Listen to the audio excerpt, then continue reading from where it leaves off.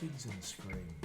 As the television has gone the way of the dinosaur and we're getting more into things like Netflix, the kids have got more opportunity to watch the things that they really want, which I think is a great thing. When I was a kid, there'd be all this advertising and these terrible, terrible shows. You'd have to sit through an hour and a half to get to like a 1.5 hour show that you really, really enjoy. Our kids, they don't have to do that. But it also means that it's just so incredibly addictive. With kids watching too much screens is that they have so much trouble regulating their emotions. When my kids watch heaps and heaps of screens, they really, really struggle to keep a lid on their tempers, to be able to play cooperatively with each other. We saw that screens were really becoming a problem. They always wanted to watch them. They always wanted to play video games. The way that they communicated that desire was by hassling us over and over again for like fucking hours at a time.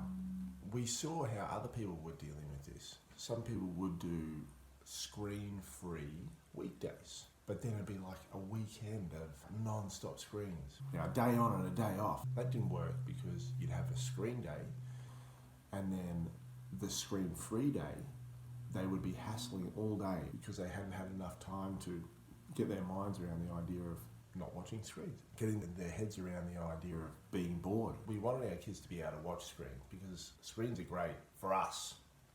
They give us a break, especially when your kids are young and they need you more and more.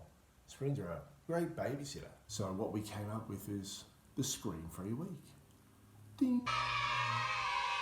You have a whole week. We do from Sunday to Saturday. Every day of the week gets a go with screens, and then every day of the next week gets a go without screens. The great benefit is they get so used to having the whole week off. They get really deeply into the games that they want to play.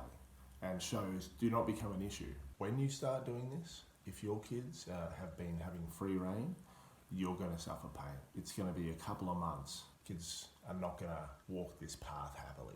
We had a lot of pushback. This is not happening, you know. We were like, this is definitely happening.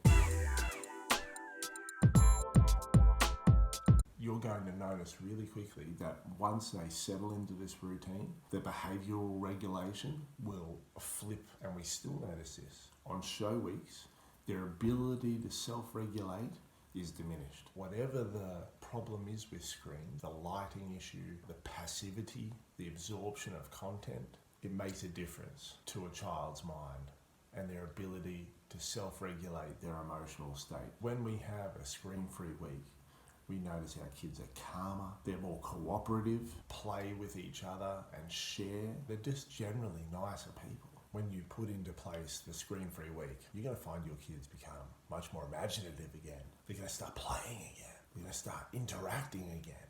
And that's a fantastic thing to watch. Multiple days in a row where they're able to do that, there's a continuity of play. It's so valuable and it's so rare in today's environment for a child to have that much time away from a screen.